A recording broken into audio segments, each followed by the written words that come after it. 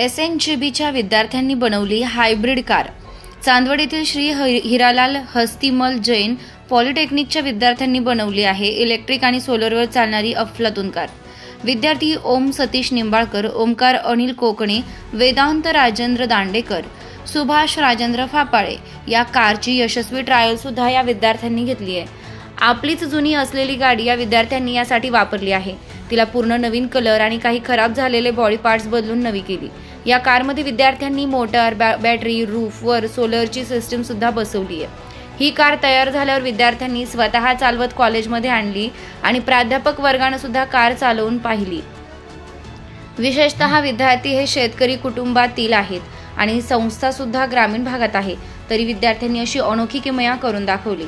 संस्थेत असे अनेक नवनवीन समाजोपयोगी प्रयोग विद्यार्थी करत असतात। या सर्व कामासाठी विद्यार्थ्यांना प्राध्यापक शैलेश पारखे आणि गणेश पगार यांचं मार्गदर्शन लाभलं।